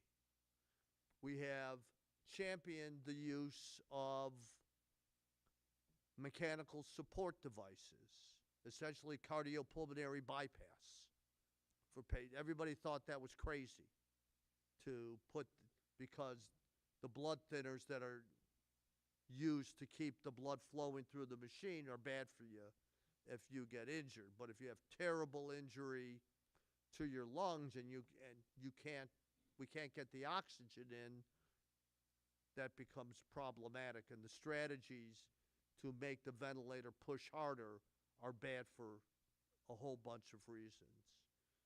We now have a series of about 90 people that we have used this bypass machine for, with a survival rate of between 75 and 80%. Almost all of these people would have died before. And so we continue to innovate, and that will be the story going forward. We never want to stop getting better. We always want to get to the point where nobody dies. We'll never get there, but we're sure going to try. Now I will end by telling you one more story. This has gotten very expensive, delivering this care. And the changes in both hospital reimbursement and physician reimbursement changed in the state of Maryland about 5 years ago. I will tell you, I think not for the better, but shockingly, nobody asked me my opinion before they made the decision. Some knucklehead in Washington did, I think. And so we have struggled. We dropped the number of operating rooms. We couldn't afford to run 8 rooms. We could only afford to run 6. We couldn't afford the staff to run them.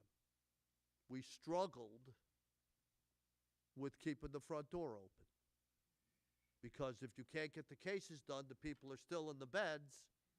If they're still in the beds, there's no bed for the next person to come in. We started stacking people in our resuscitation unit because we didn't have a bed upstairs for them. And I spent hours a day doing hotel management.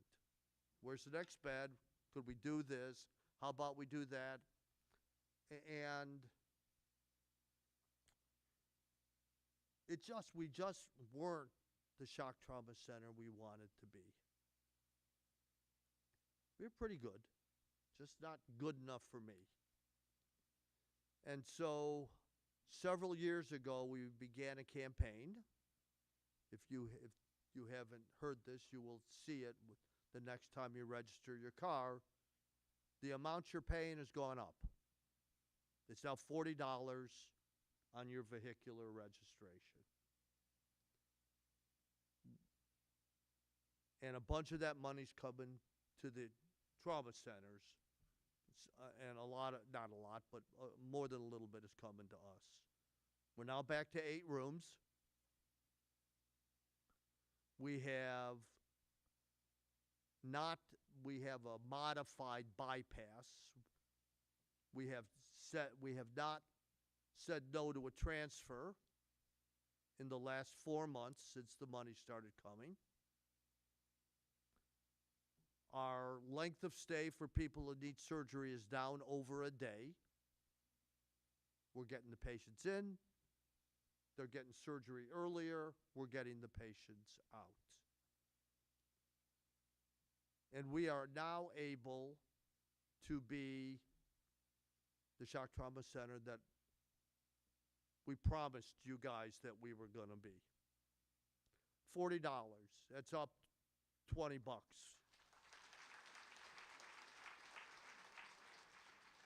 And I would still submit to you that is the cheapest health insurance that you can buy. For $40, you get to hear the helicopter. You get to land on the roof without a bill. You get to have your surgery right away. You don't have to wait. And you're out of the hospital quicker. This is, as far as I am concerned, a gift from you back to yourself. And as long as I've been here 28 years, sometimes I can't believe it's been that long, but it has. And as long as I am physically able to do this job, I will continue to do. Because I just can't imagine what there is that's better than this. I appreciate your attention. Thank you so much for the invitation. Sure.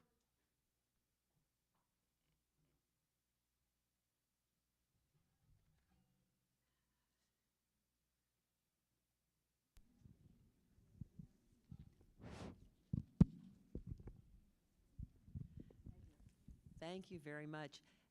Regarding your staff, is your retention rate substantially better than at other hospitals? It's pretty, I don't know the exact answer.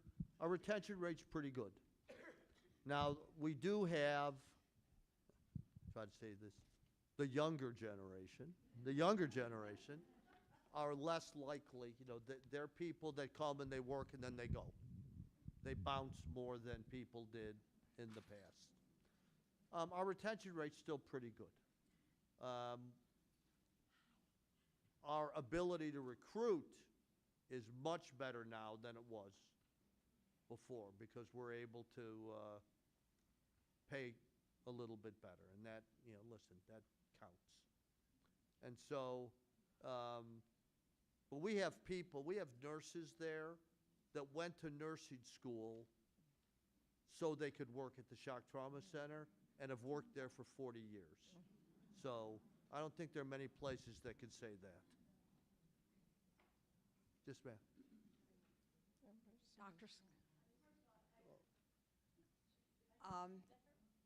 Wait a minute. I know Dr. Scalia only because I work for Dutch Ruppersberger. Dutch Ruppersberger was coming home from work before he was ever in politics, and his car, the brakes failed. He went off the road. Fortunately, there was a nurse behind him. She called for an ambulance. She said, but I think, and a helicopter. She said, but I think he's dead. When they got there, he wasn't dead. They flew him to shock trauma. He had 47 broken bones, and he will tell you, the devil wouldn't take him and God didn't want him. And when he was in shock trauma for so long, and then 33 days to be exact. How many? I have heard that. I can't tell you the number of times Dutch has told me this story. Exactly. when I worked for him, we heard this story every day, and every day somebody came into his office, we heard the story all over again. Yes, you did. But Dr. Cowley said he went to Dr. Cowley when he's ready to be discharged, and he says, "What can I do for you, Dr. He said, "You can run for politics so you can get us money." And that's how he got into politics. And every single day of his life, you hear about shock trauma and the work that they do. And he served on the board, and he's getting ready to retire in November. But Dr. Scalia, that's all we heard about. I'm so sorry. Every single day. And we had a plaque made for his birthday. It said, 47 broken bones. God didn't want me, the devil wouldn't take me. Dr. Scalia, I am a proud graduate of the University of Maryland School of Nursing.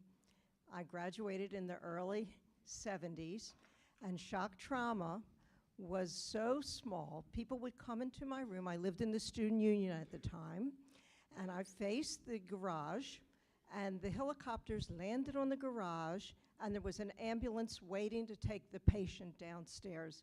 And everybody would see the helicopter coming, and that was about it. But it was always an exciting event at the student union.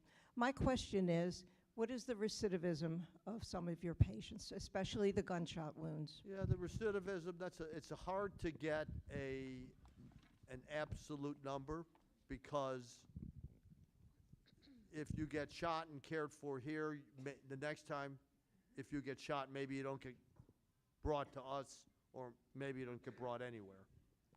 The recidivism rate is substantial, and that's true across the board.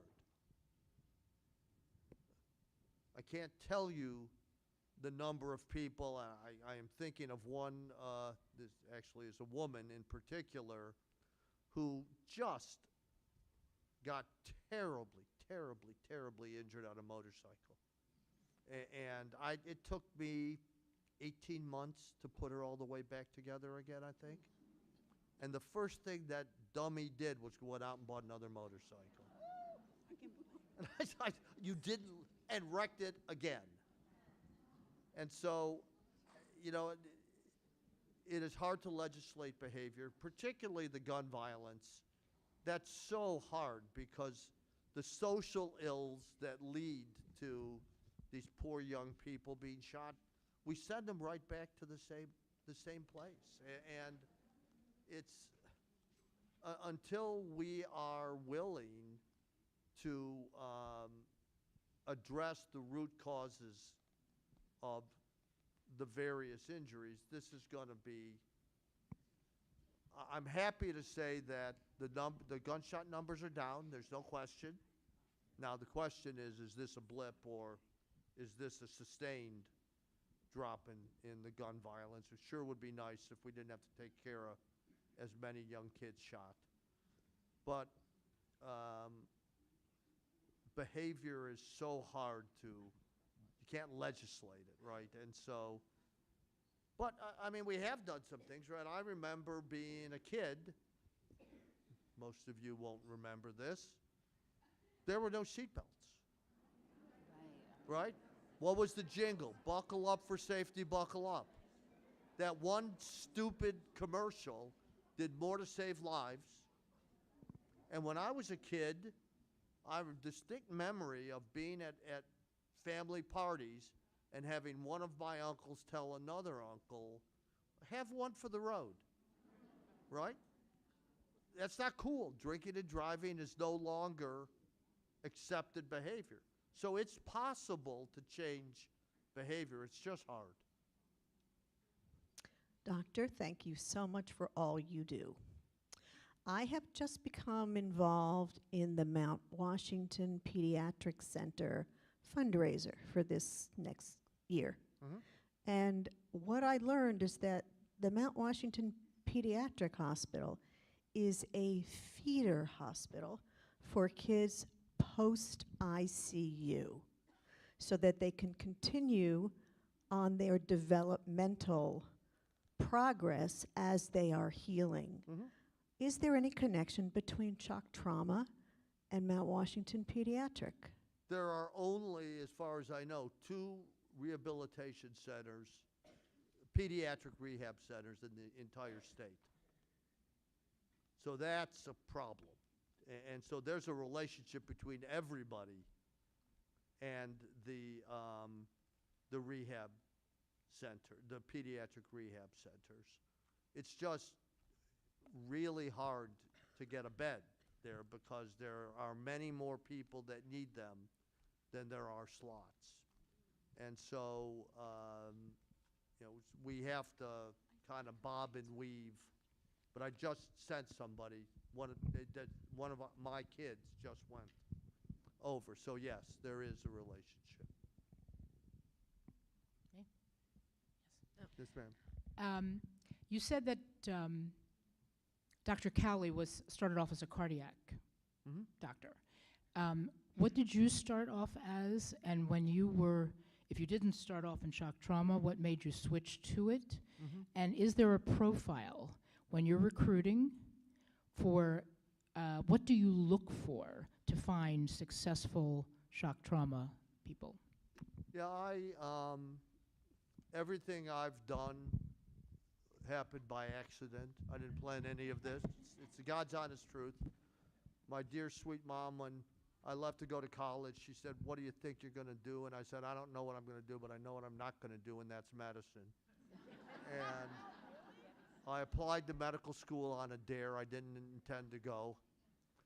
I didn't intend to be a surgeon. I actually started out in internal medicine, and they tried to make me into a primary care doctor. It didn't work out so well. And so all of this, when I started, there were no fellowships in trauma or critical care for surgeons. And so I sort of made my own way. And I came to Maryland only because the guy that was the dean at the time, Don Wilson, was looking, and he called the chair of medicine in Brooklyn. Dr. Wilson had been the chair of medicine in Brooklyn, where I was. And he called the current chair, and he was talking. He said, "You need to talk to Top Scalea. He'll help you." And that was the connection that ultimately brought me here. Now,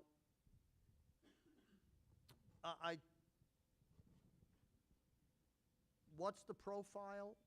I don't think there is a profile, with a few exceptions. I think you have to be emotionally tough.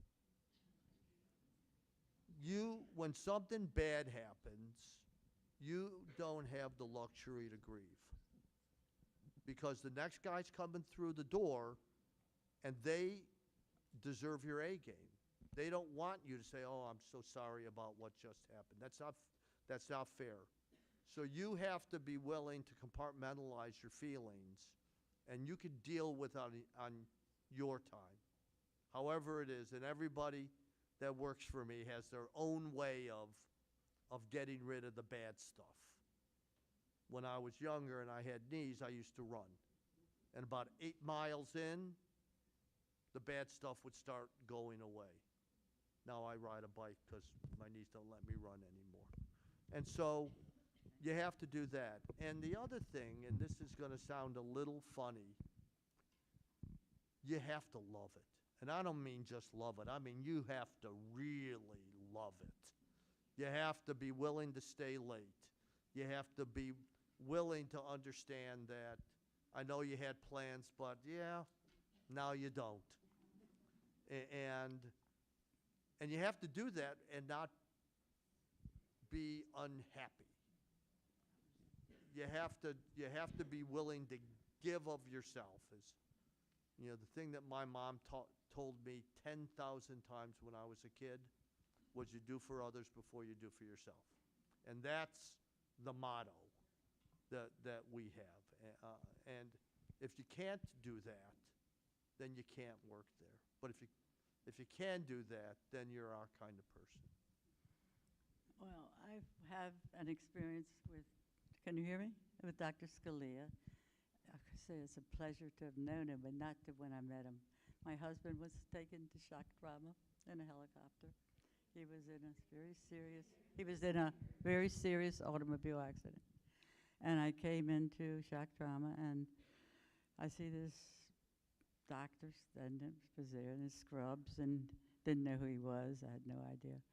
And he said to me that your husband is alive now. I'm going to operate on him, but he's in very bad condition. And I'll have, he was in very bad condition, and he told me that there was, and I instinctively trusted him. There was something just about him that I trusted. I knew he would do the best for my husband. Unfortunately, he did survive the original operation, but Dr. Scalia let me know that his condition was very, very, very serious. But I just want to say, I know we all know about what a kind of doctor he is, but he was such, I'll also use the word a mensch. He just was an he even hugged me, and told me, he was sorry. And he was right about the nurse too also was wonderful.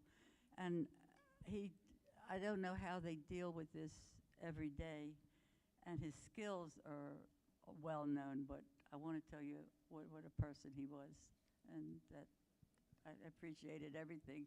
And I know that my husband got the best of care. Thank you.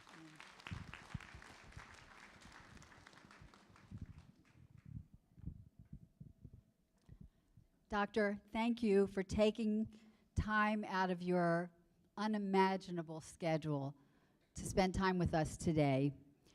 Besides being a practicing clinical surgeon, you've worked to improve trauma research and education.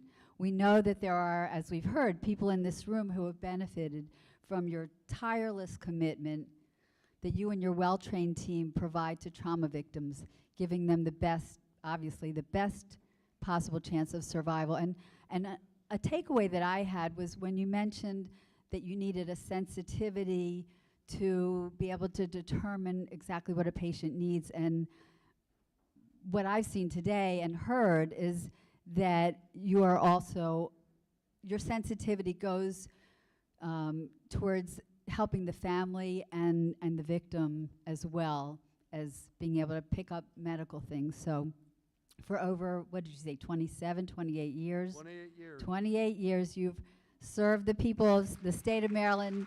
On behalf of everyone, we are grateful. Thank you.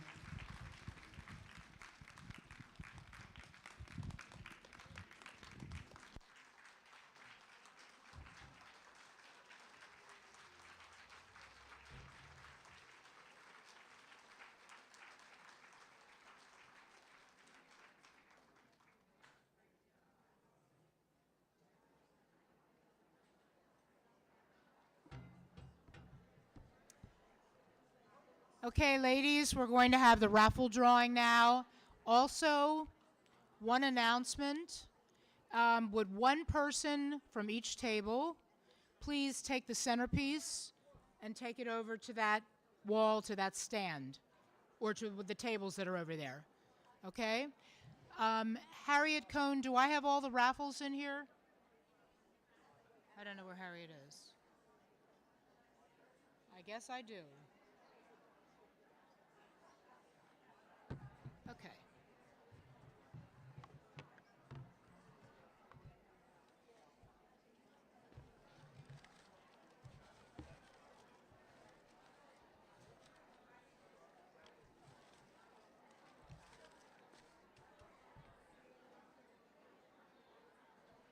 Okay.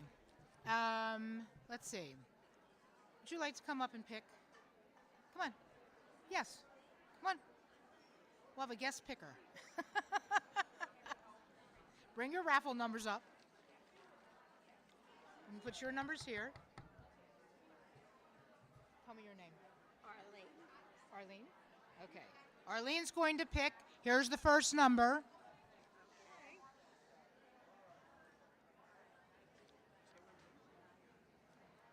Just one. Okay. Oh, it's upside down. Here That's 939820, right? Okay, the first winning number, 939820. 939820. Do we have a winner?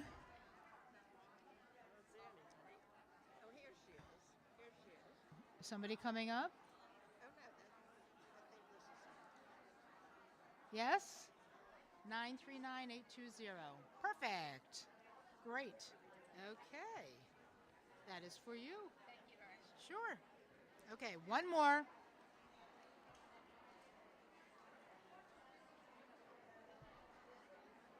Nine three nine eight four two. Yes. The second winning number, 939842. 939842. Do we have a winner? Wait, I have to check my own.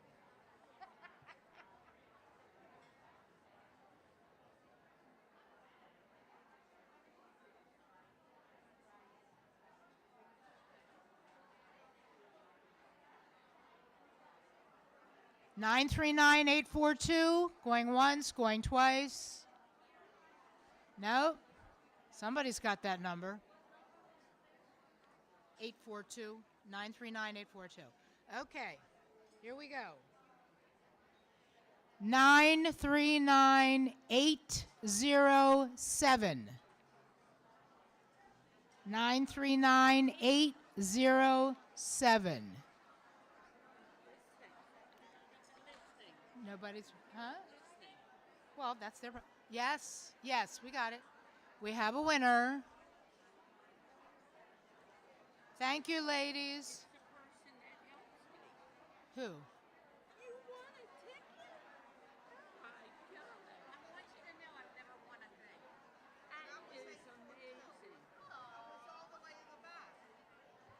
I kept saying, where are you, where are you, where are you? Right? 939807. Okay, well, So what do you need me can to we do? save it for, I don't know what we would do, because she couldn't get up here. Oh, does she have it? Yes. That's fine. Yes. Oh, she came before me, so just. Yes. That's fine. That's fine. Bye. That's fine. Yes, that's you. Try again next month. Thanks, Yeah, Ellen. Goes to show you, I'm still having. Yeah. Need to front I didn't back. know if you, if the rest of the ones you sold when they. Yes, we're done. Thank you, ladies. I didn't know if the rest. I had the box under my chair, and then you sold more tickets. Yes.